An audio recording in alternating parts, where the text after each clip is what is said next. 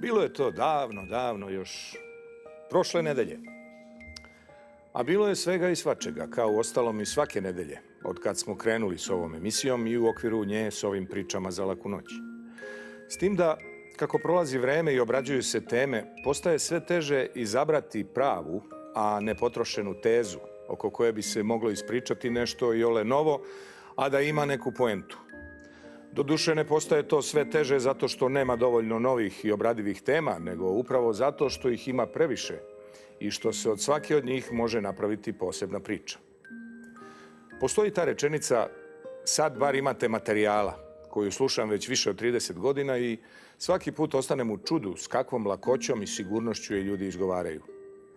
I nekad je to bilo intonirano više kao pitanje, a sad je to, Boga mi, postala jedna tvrda konstatacija.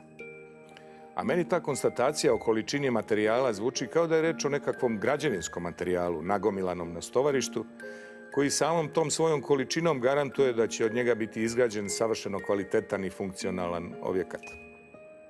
A nije baš tako, jer su osim materijala bitne i ruke, pa rokovi, pa cene, pa praznici, pa crvena slova, pa elementarne nepogode. Ali vratimo se na materijal. Problem je što ta konstatacija, sad bar imate materijala, ne dolazi uvek od nekog objektivnog posmatrača, nego često od nekog ko je, bilo svojom aktivnošću ili pasivnošću, i sam u priličnoj meri doprineo da do tolike količine materijala uopšte dođe. A tih nije malo, jer smo to u neku ruku svi mi. Jer svi mi koji smo i dalje ovde, izabrali smo da ostanemo ovde, a taj izbor da se ostane ovde ima svojih prednosti i svojih mana. I pošto je očigledno da su izbor i biranje reči nedelje, a i ovde se već nekoliko puta pojavljuju, možda bi bilo korisno da se kratko podsjetimo šta smo mi to ovih poslednjih nekoliko ključnih decenija birali i izabrali i šta nam je to donelo, a šta odnelo. Kad je reč o tome šta nam je odnelo, to je onaj lakši deo.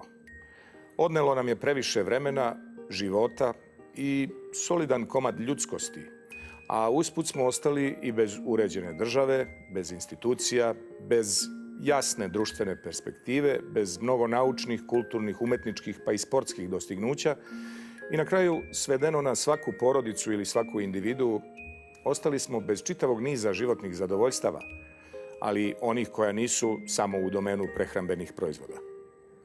S druge strane, mora biti da nam je to naše konstantno pogrešno biranje nešto i donelo, samo trenutno ne mogu da se setim tačno šta. A pošto bih na kraju želeo da probam da bar nešto pažljivo i ispravno izaberem, ja sam izabrao da ovu priču završim baš ovako i baš ovde. I to bi bio moj poslednji izbor ove nedelje. Laku noć.